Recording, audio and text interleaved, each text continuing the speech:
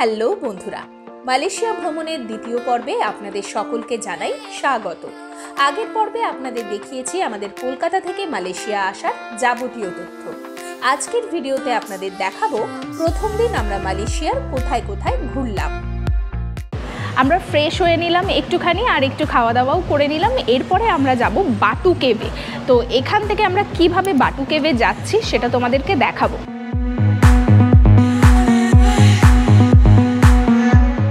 আমাদের এই WP হোটেলটা কিন্তু দারুণ একটা লোকেশানে। দেখো এখান থেকে কিন্তু মনোরেল যায়, আর এর পাশেই কিন্তু তোমাদের যে পেট্রোনাস টাওয়ার সেটা পুরো আমাদের রুম থেকে দেখা যায়, সেটা তোমাদেরকে দেখিয়েছি। এবং এই জায়গাটা ভীষণ ভালো, পাশাপাশি প্রচুর তোমার হোটেলস রয়েছে এবং প্রচুর খাবারের জায়গা রয়েছে, 7-11 রয়েছে, মানে একদম পারফেক্ট কিন্তু এখানে স্টে করার জন্য। আর প্রত্যেকটা জায়গা কিন্তু মানে ঘুরতে যাওয়ার প্রত্যেকটা জায়গা কিন্তু এখান থেকে খুব সহজেই তোমরা চলে যেতে পারবে, আর ডিস্টেন্সও কিন্তু খুবই কম। তো চলো এরপর আমরা আজকের দিনটাতে টাইম ওয়েস্ট করছি না, বাটু কেভে যাব। কিভাবে যাচ্ছি সেটাও তোমাদের সাথে শেয়ার করছি।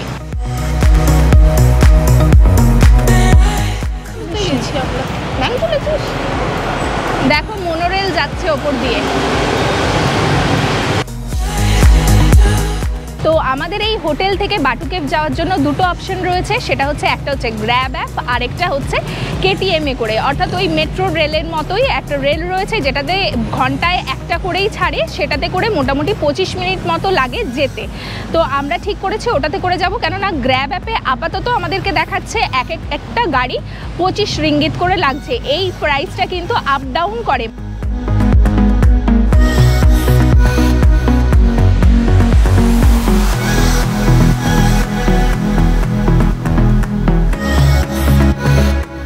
আমরা এখন হেঁটে যাচ্ছি KTM যে স্টেশন রয়েছে সেখানে, যেটা আমাদের এই হোটেল থেকে হেঁটে মোটামুটি 10 থেকে 15 মিনিট মতো লাগে।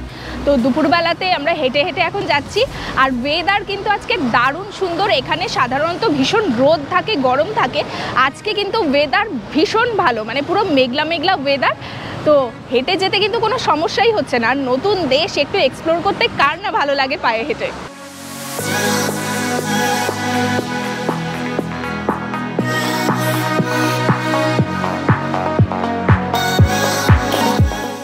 দেখো ওখানে দেখা যাচ্ছে KL টাওয়ার।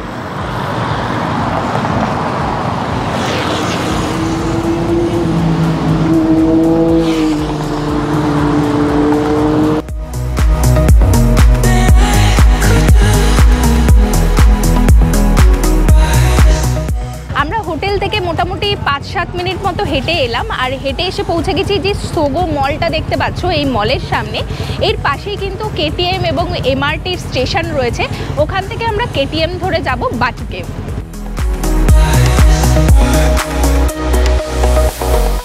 সোগো মলটাকে ক্রস করেই ডান দিকে যেতে হবে, আর ওখানেই কিন্তু একটা গলি রয়েছে, সেই গলি দিয়ে ঢুকে গেলেই আমরা কিন্তু MRT আর KTM স্টেশনে পৌঁছে যাব।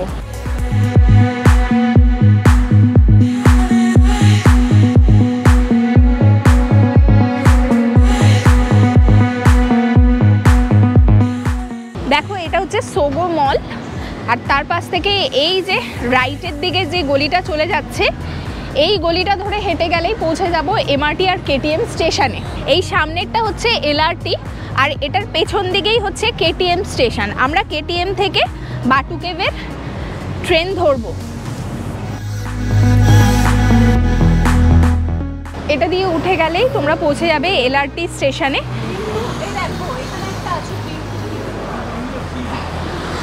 এই জায়গাটার নাম হচ্ছে পিন্টু মাসুক স্টেশন এন্ট্রান্স। তো এখান থেকে LRT ধরে যেতে পারবে, আর আমরা ধরবো KTMটা সামনে রয়েছে। আর এই সামনেটা দিয়ে উঠে গেলেই আমরা পৌঁছে যাব KTM স্টেশনে।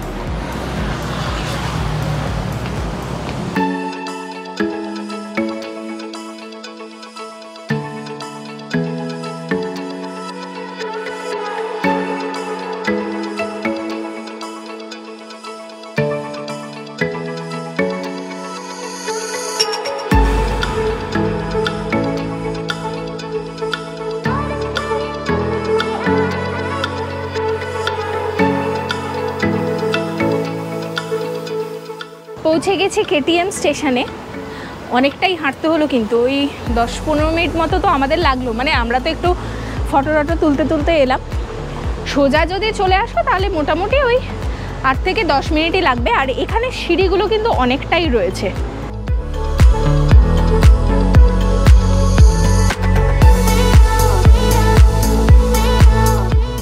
আচ্ছা, এখান থেকে আমরা বাটু কেভের টিকিট কাটছি, রিটার্ন কেটে নেব একবারে। এখানে যদি তোমরা সিঙ্গেল ট্রিপ করো তাহলে তার প্রাইস হচ্ছে 2.30 রিঙ্গিত, আর রাউন্ড ট্রিপ করলে 4.60 রিঙ্গিত।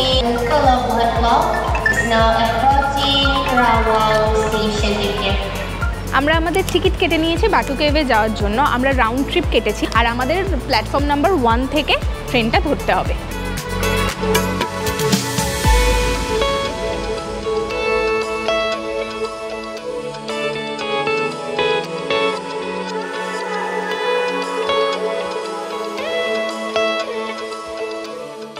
স্টেশনে এরকম একটা জায়গা রয়েছে যেখান থেকে তোমরা স্ক্যান করে নিলেই তোমরা জানতে পারবে যে তোমাদের ট্রেনের কখন কি ট্রেন আসছে, সেটা পুরোটাই কিন্তু এখানে টাইম ধরে দেখিয়ে দেবে। আমি স্ক্যান করে নিলাম ওটা।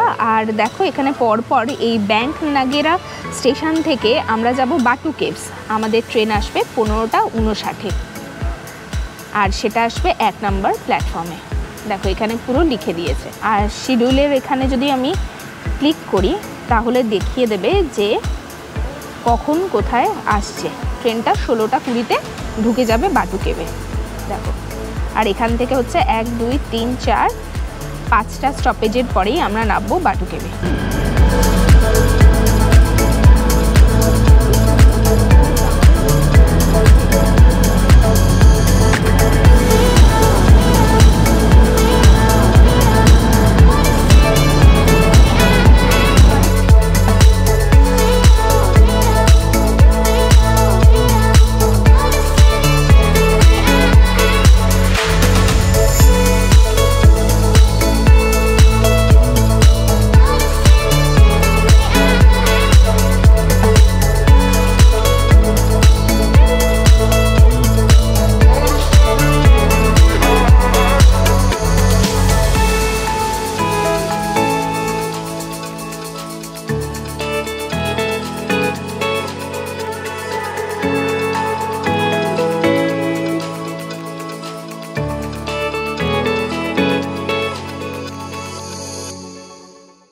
এই হচ্ছে স্টেশন, আর তার ঠিক অপোজিটেই রয়েছে বাটু কেভস। তো চলো, মানে এই কেটিএমে করে আসার কিন্তু ভীষণই সুবিধা হলো আমাদের। মোটে 20 মিনিট মতো সময় লাগলো এবং খুব ইজিলি আমরা পৌঁছে গেলাম এই বাটু কেভসে। আর ময়ূরের ডাক শুনতে পাচ্ছি।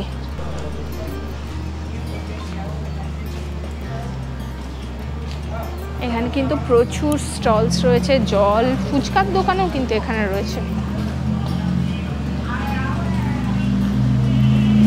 এটা রুদ্রাক্ষ নিয়ে দেয়। মালয়েশিয়ার সবথেকে জনপ্রিয় স্থানগুলির মধ্যে অন্যতম এই বাটু কেভ। বাটু কেভ মালয়েশিয়ার কুয়ালালামপুর শহর থেকে 13 কিলোমিটার উত্তরে অবস্থিত। বাটু কেভে ঢুকে সবার প্রথমেই চোখে পড়ল ভগবান হনুমানের এক বিশাল মূর্তি, আর এর পাশেই রয়েছে রামায়ণ কেভ।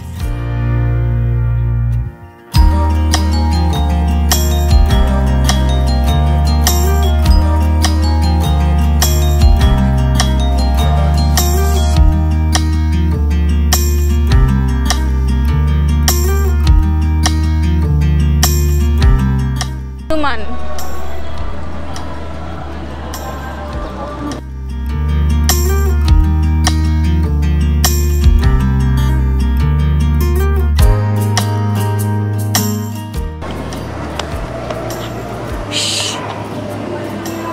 ভয়ই পাচ্ছে না।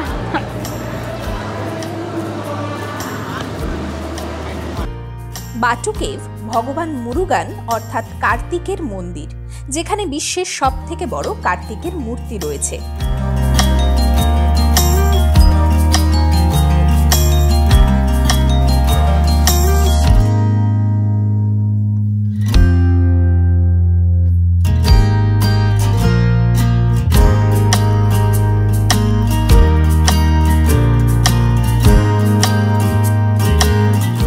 এটাই হচ্ছে বাটু কেভ, আর এই দেখতে পাচ্ছ যে সিঁড়ি, এই সিঁড়ি ধরে কিন্তু ওপরে উঠে যেতে হয়। আর এখানেই রয়েছে কার্তিক ঠাকুরের সবথেকে বড় একটা মূর্তি।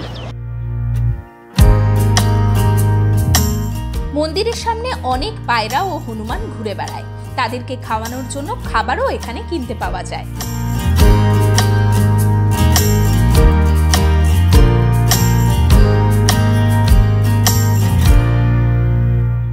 140 ফুট লম্বা এই কার্তিকের মূর্তির ঠিক পাশেই যে রঙিন সিঁড়িগুলো রয়েছে, এই সিঁড়ি ধরেই আমাদেরকে ওপরে উঠতে হবে।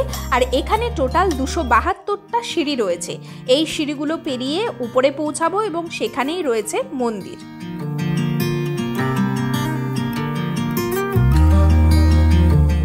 এখানে মন্দির সকাল 6টা থেকে রাত 9টা পর্যন্ত খোলা থাকে।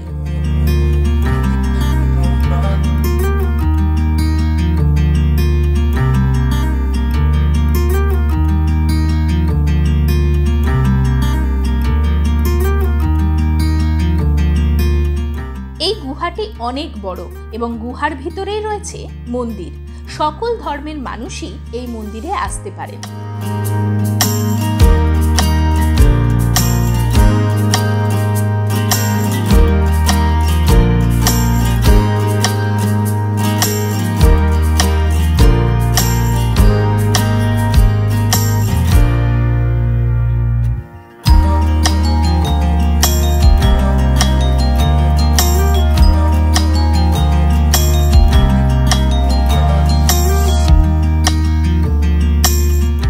এটি আসলে একটি লাইমস্টোন কেভ।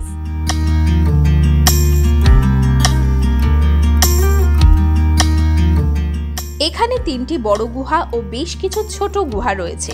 সবার প্রথমে যে গুহাটির সামনে এলাম তার নাম ক্যাথিড্রাল কেভ। এখানে শ্রী ভ্যালায়ুথার মন্দির রয়েছে।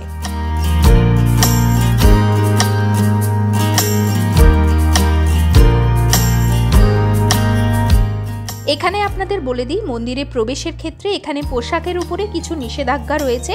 পুরুষ এবং মহিলা উভয়ের ক্ষেত্রেই এটা প্রযোজ্য হচ্ছে।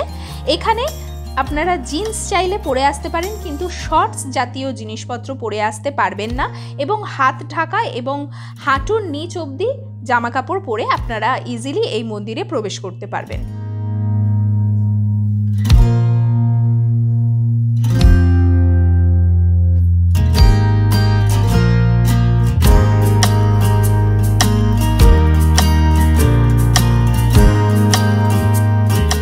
এখানে এসে আপনাদের মনেই হবে না আপনারা মালয়েশিয়াতে আছেন, মনে হবে ভারতেরই কোনো এক মন্দিরে আপনারা রয়েছেন।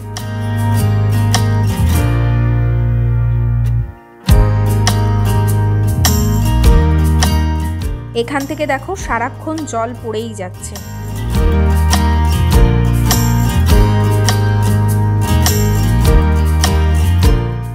এই সমগ্র জায়গাটি ঘুরতে মোটামুটি 2 থেকে 3 ঘন্টা মতো সময় লাগে।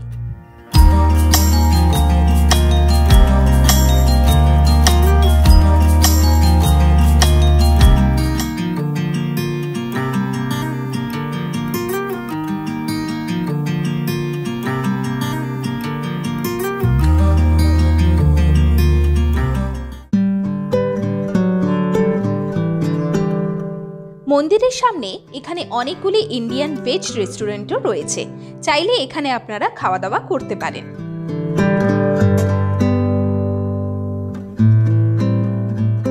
আমরা বাটু কেভ ঘুরে চলে এলাম, আর আমাদের যেহেতু রিটার্ন টিকিট কাটাই ছিল সেই জন্য আমরা কিন্তু এই 1 নম্বর প্ল্যাটফর্মে এসেই এখান থেকে ট্রেন ধরলাম। এরপরে আমরা ফিরে যাব আমাদের হোটেলে, আর এই ট্রেনটাতে করেই আমরা নামবো হচ্ছে ব্যাংক নিগারাতে, আর ওখান থেকে হেঁটে আমরা চলে যাব আমাদের হোটেলে। আর আমরা এখান থেকে 6টা 42-এর ট্রেনটা ধরেছি। ট্রেন থেকে নেমে আমরা সোজা চলে এলাম আমাদের হোটেলে। আমাদের হোটেল থেকে বাইরের এই ভিউটা কিন্তু অসাধারণ সুন্দর, আর এই দিকে দেখা যাচ্ছে টুইন টাওয়ারের একটা টাওয়ারও। কিছুক্ষণ রেস্ট নিয়ে আমরা বেরিয়ে পড়লাম বুকিত বিন্তাংয়ের দিকে। বুকিত বিন্তাং যাওয়ার জন্য আমরা গ্র্যাব থেকে ক্যাব বুক করে নিয়েছিলাম, আর এক্ষেত্রে আমাদের 26 রিঙ্গিত লেগেছিল।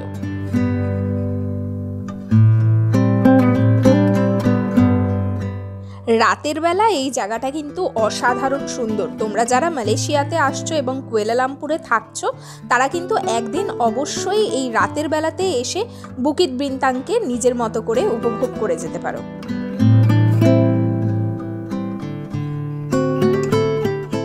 এখানে প্রচুর খাবারের দোকান রয়েছে। আমরা মেনলি এখানে ডিনার করতেই এসেছিলাম, তো ডিনার করে আমরা আবার আমাদের হোটেলের দিকে এখন ফিরে যাচ্ছি। আজকের ভিডিওটি এই পর্যন্তই। আশা করি আজকের ভিডিওটি আপনাদের ভালো লেগেছে। যদি ভালো লেগে থাকে তাহলে লাইক, শেয়ার ও সাবস্ক্রাইব করে আমার পাশে থাকবেন। মালয়েশিয়া ভ্রমণের তৃতীয় পর্ব নিয়ে হাজির হচ্ছি খুব তাড়াতাড়ি।